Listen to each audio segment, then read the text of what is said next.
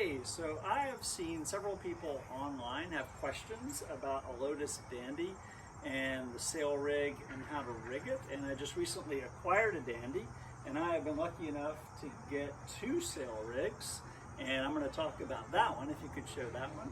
I'm going to talk a little bit about that one, which I actually made a mast thwart and I made a mast step and installed them in that boat. So I'll talk about that in a little while. But I've acquired 2 sail rigs, and so I'm able to go out now with my son or with my wife and just sail together, and it's been great. And that sail rig is thanks to Darren Bush and Rudder Paddle Sports. So thank you so much, Darren. And so just let me run down for you a little bit of the various parts on a Dandy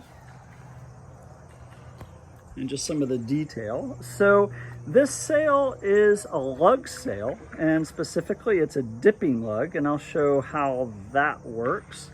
And just to show you though a little bit of the detail, attention to detail with this Brazilian piranha pine is just beautiful wood. So it came with a painter, and so you see the painter has little fittings that keep it secure. Just beautifully made little fittings, and it runs back, and then I cleated it off to this cleat.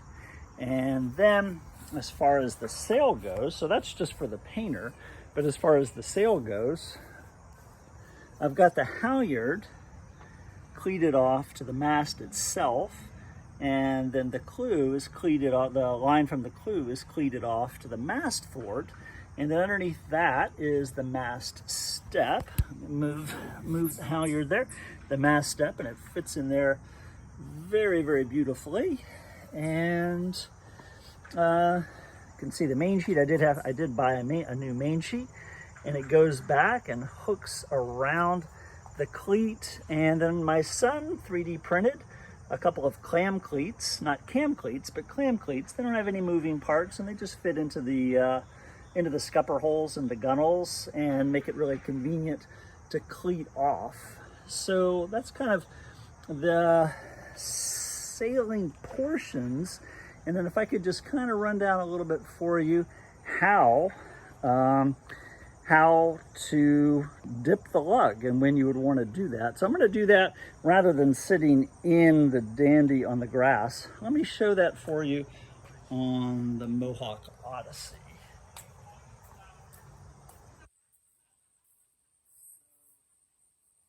What I did here was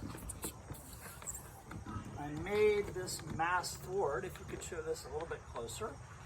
I made this mast thwart and drilled a hole into it using a spade bit, and then made the mast step. And as I recall, this is maybe 1.25 inches in diameter. The mast step down here tapers down to 1 inch. And this mast is slightly different. It doesn't have the cleat down here, so my son 3D printed a couple of cleats for me, one for the halyard and one for cleating off the clew and the line from the clew. And so what you do is, let's say the wind is coming from here. I've got the sail set up, so it's pretty close haul now, but there's no wind, of course. But if I were letting it out a little bit, very easy to let out and in. And if I was tacking around, the wind's going to come from the other direction. All I need to do is just uncleat this, take it around the back, like so, and then here's the dipping lug part of it. It just dips underneath of the mast, and then I take this back around the stern thwart, which in the Dandy, there's actually a cleat there, but the stern thwart seems to work well enough, and then just cleat this off. And it's really a very simple operation. It's very easy to reach. So it's just a matter of dipping the yard, taking the sail around and dipping the yard. And really it's quite simple. And so if I just can show that again from a different angle. So I'm coming around, I'm tacking around, or jibing, and just uncleat that, take it around the back, dip the yard, that's far. There's called the yard, and then take it back around underneath of the stern thwart and run it forward and cleat it off. And again, this clam cleats just work great for holding it. And because I don't have leeboards and I don't have a rudder, so I'm using my paddle to kind of help with both of those things. So the paddle is helping if I'm, let's say, sailing on a beam reach, so I'm sailing with the wind coming perpendicular. The canoe is balanced so that it has slight weather helm, so it slightly wants to turn up into the wind. So if I want to go on a beam reach or I want to go a little bit windward, it's just a question of just gently paddling on the side and just controlling the amount of weather helm. So if I want it to turn upwind more, I'm going to paddle a little bit lighter. If I want to just go on a perfectly perpendicular tack, I might paddle a little bit more. And then if I want to paddle downwind, or I want to sail downwind, I can switch my paddle to the other side and just use the paddle as a rudder on the other side. So I'm either paddling a little bit gently on the windward side and just controlling the weather helm, or I'm just using the paddle as a rudder on the leeward side. So really I found that the leeboards and the rudder that, let's say I have on a Grumman sailing canoe that my son uses sometimes, and the Grumman sailing canoe has a 45 square foot lateen sail.